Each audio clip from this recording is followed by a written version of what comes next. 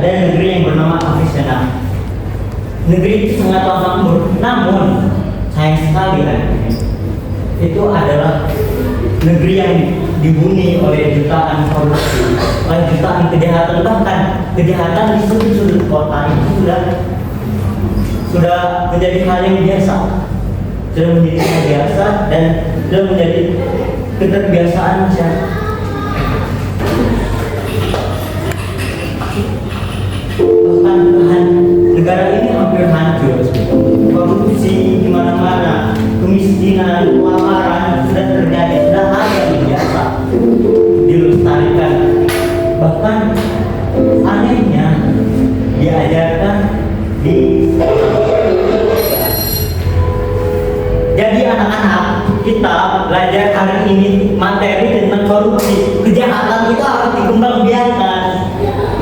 Saya akan bernyanyi presiden hari ini untuk kemajuan Avicenna, untuk korupsi yang ada di mana-mana. Kita akan bersama dukung nomor 7. Dukung nomor 7.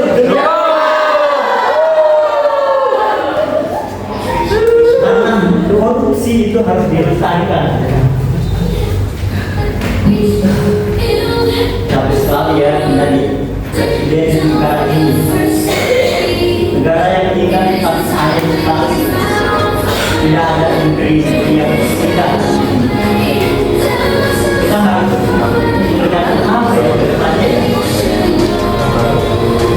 Oh ya, mungkin tambang emas dan lain sebagainya ada di sini. Rencana negara tersebut menjadikan justru yang lebih banyak, menjadikan suasana negara yang lebih banyak, bahkan bullying, kejadian, kenakalan remaja itu semakin banyak hingga akhirnya didemo oleh masyarakatnya sendiri. Untuk apa? Untuk perubahan. Masyarakat berteriak di mana-mana. Masyarakat berteriak untuk turunkan presiden ini, turunkan.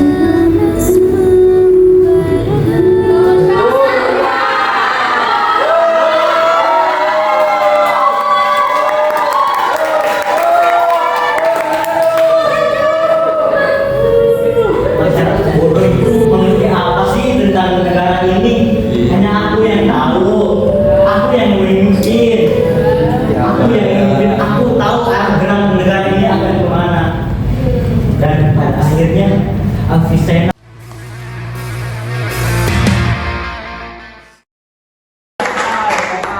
pada zaman dahulu kala di sebuah daerah bernama Tondano, letaknya di Minahasa, Sulawesi Utara, hiduplah seorang pemburu perkasa, dia bernama Sigalaki.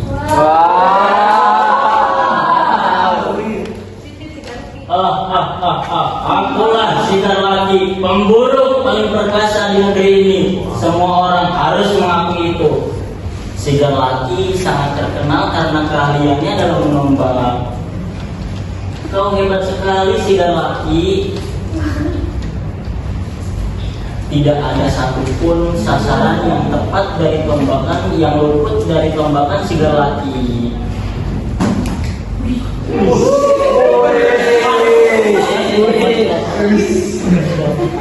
Sigalaki mempunyai seorang pelayan yang setia bernama Limban. Sigalaki selalu menyimpan daging buruannya di gudang.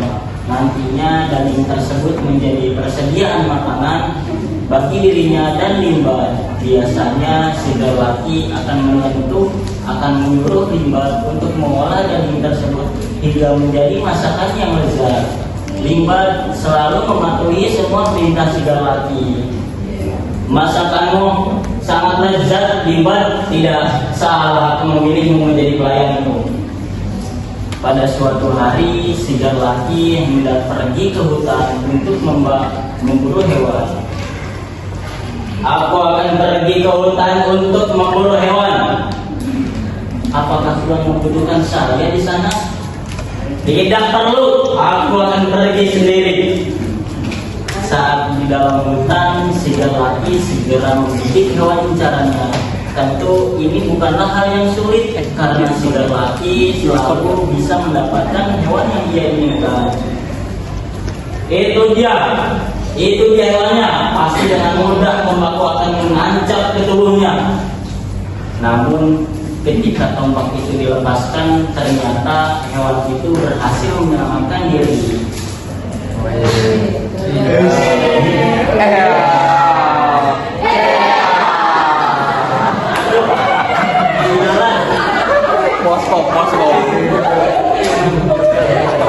Sialan, tidak pernah aku gagal memburu hewan. Aku harus mencari yang lainnya.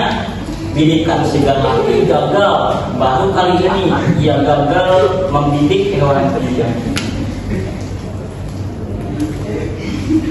Yang merasa sangat kesal, kenapa pergi hewan-hewan itu cuma sekali tidak muncul di hadapanku.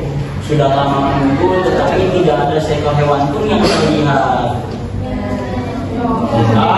Menyebalkan, tidak ada dagingnya, hewan yang bisa aku bawa pulang. Akhirnya si lelaki pun pulang ke rumah dengan tangan kosong sepanjang hari. Si lelaki sangat kesal. Aku benci hari ini.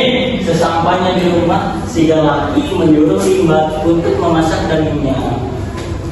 Oi Limbat, tolong kau masakkan daging yang ada di lemari es.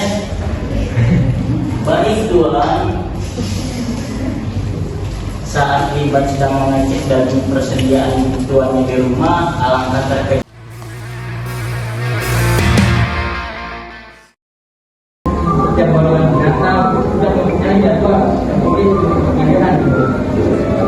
Pada saat itu kebetulan musim kemarau, semua binatang merasa haus, tetapi tidak ada yang berani minum di luar jadwalnya. Semua binatang taat pada aturan. Pada suatu pagi yang cerah, banyak binatang yang menuju sumber air. Sampainya di pinggir jalan, mereka tidak mau turun. Akhirnya kotor karena digunakan untuk berhubungan oleh seekor mata. Binatang-binatang itu mengelilingi telaga. Mereka memerhatikan tingkah laku sang badak. Tidak ada satupun yang berani menegurnya. Mereka takut karena si badak badannya besar dan bertulang.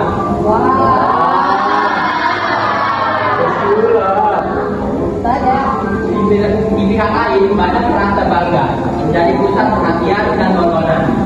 Dia tidak peduli pada binatang lain yang menahan rasa haus. Pada hari berikutnya, badak masih berada di telaga. Binatang lain sudah tak tahan dan bingung. Mereka bermusyawarah mencari jalan keluar supaya badak pergi dari telaga. Teman-teman, bagaimana jalan keluarnya? Hanya harimau. Di hutan, aku kan punya sidung. Coba digunakan mata kerbau. Bukan, aku tak mau, tapi hidungku tidak akan kuat menembus kulit badak.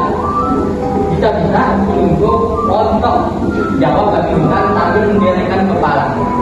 Aku punya tamu, tapi gemam kerbau. Kalau kamu tak sanggup, bilang saja kata monyet. Kamu berani nih? Hanya kerbau. Sama takut, jawab monyet. Sanggup, kata kerbau. Kalau begitu, buatlah saja yang bergantung di akar. Cepat cari untuk mengalahkannya, kata burung. Aduh, aku minta maaf, aku tak sanggup, dia begitu besar. Aku tak akan bisa membelinya, kata matangga. Suasana menjadi sepi, sebab tidak ada lagi yang berani melawan sang badak. Mereka hanya bisa saling memandang. Tiba-tiba harimau berkata, jika kita tidak sanggup, kita minta tolong pada sang kancil saja. Walaupun badan kecil, otaknya hitam. Setuju? Jawab binatang yang lain serempak. Bagaimana kancil? Harimau sambil melihat kancil. Bro, kalian ini bagaimana? Tidak punya malu, aku tidak punya kemampuan dan tidak punya kekuatan apa-apa.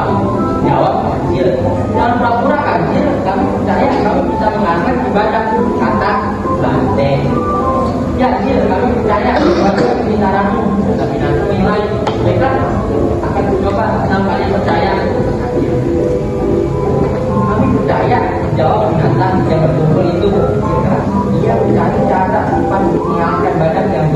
besar dan kuat. Dia berjalan dengan mandiri. Tiba-tiba dia tersenyum sendirian. Ketika binatang kecil tersenyum, binatang yang lain tersenang. Itu pertanda masalah mereka kenapa diatasi oleh sang kancil.